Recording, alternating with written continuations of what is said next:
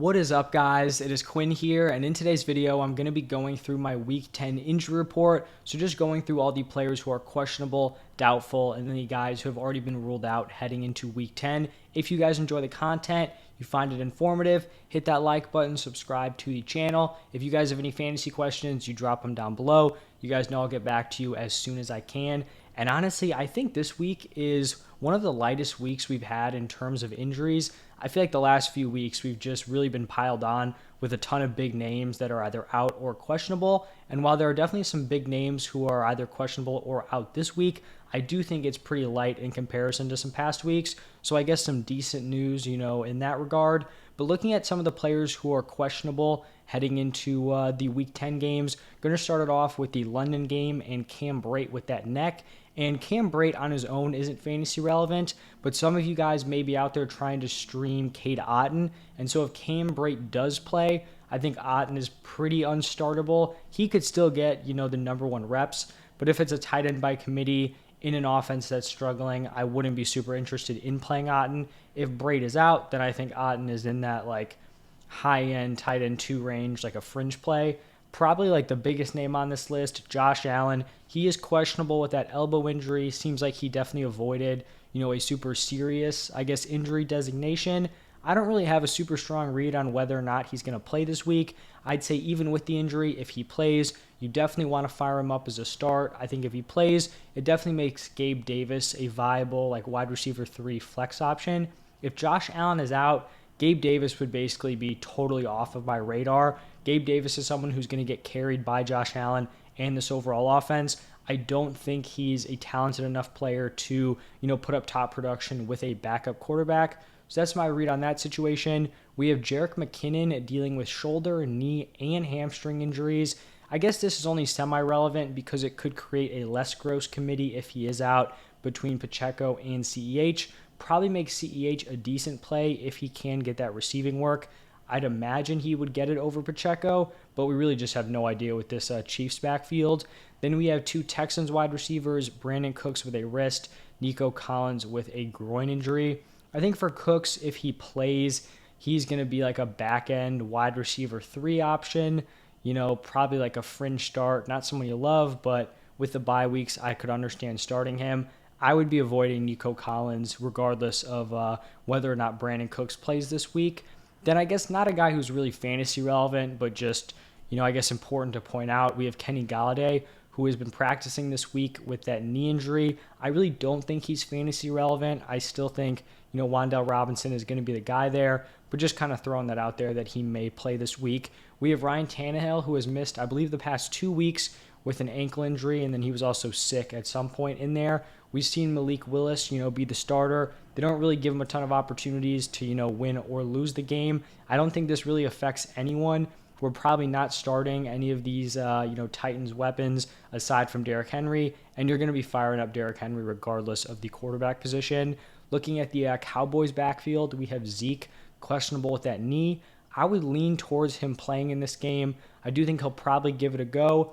I imagine he's not going to have his normal workload, so we probably see Pollard get a little bit of a bump. If they're normally playing together, maybe they're both back-end RB2s. This week, we could see Pollard more of a mid-tier running back 2 option. And then we have Kyler Murray, who appears to be a game-time decision with a hamstring injury.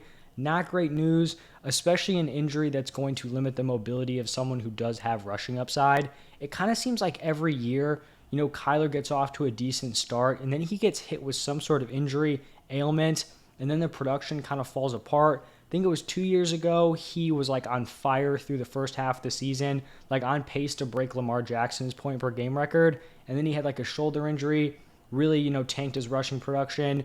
I think he had something last year, so it's not a great trend here. If he doesn't play, you're still going to be firing up DeAndre Hopkins, but it probably makes Rondale Moore a lot less appealing.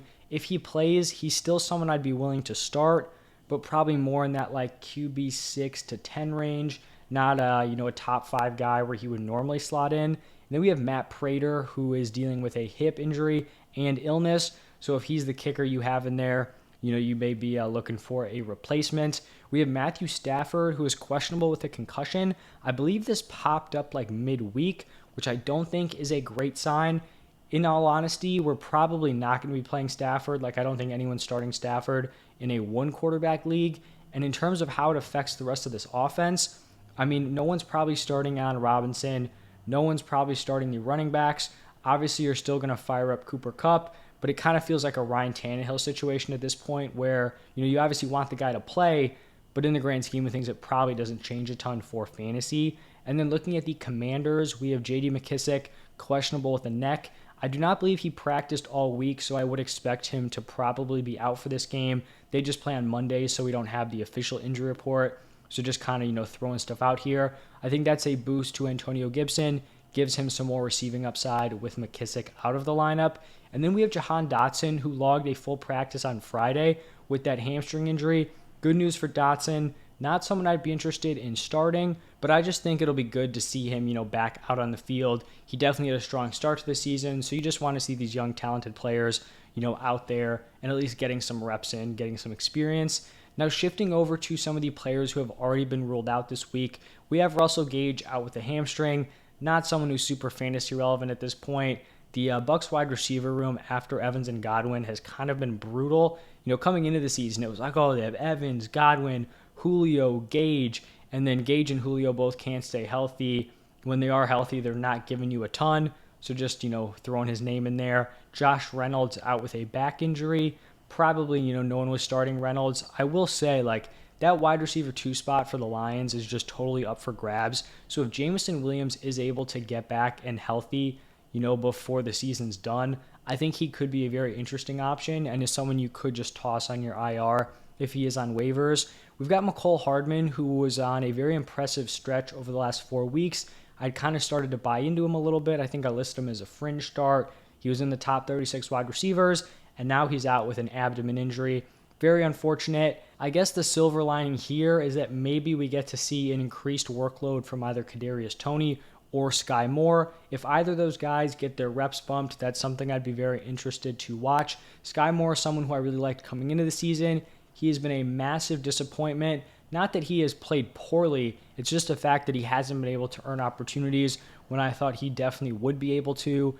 And then I guess Kadarius Toney, as he gets more integrated into the offense, will likely get a bigger and bigger role. Then we have David Njoku, who I actually thought would have a chance to play this week because he was, practicing in a limited capacity, but he is going to be out with that ankle injury. Probably expect a return next week, but don't want to lock in anything there. We have Deion Jackson out with a knee injury. Just kind of threw him on here so I could talk about Jonathan Taylor, who will be playing on Sunday. Now, is he 100% back from that ankle? Not sure, but I do think with the new head coach, Jeff Saturday, from what we've gathered about him, it seems like he's, not going to be super into the analytics. He's probably going to be someone who's going to want to, have a grind out game script.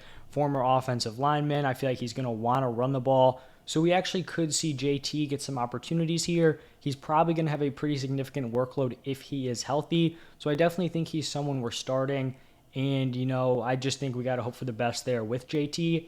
We have Romeo Doubs with the Packers out with an ankle. Once again, this Packers wide receiver room is just a mess. If you have Lazard, fire him up. If you do not own Allen Lazard, let's just fade this wide receiver position. And then we'll wrap it up here with some Chargers players, starting it off with the kicker, Dustin Hopkins, with a hamstring. If he was your kicker, got to find a new one for Sunday or Monday. And then the wide receiver duo, Keenan Allen and Mike Williams. These guys will both be missing again. Keenan Allen with the hamstring that has plagued this man since week 1, and then Mike Williams with the ankle. There was a report that he's still like 2 to 4 weeks out.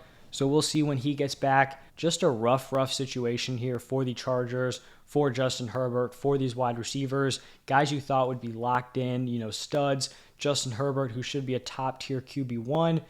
This could happen to any of these quarterbacks. I guess barring like a Lamar Jackson, who has still, put up top production without weapons.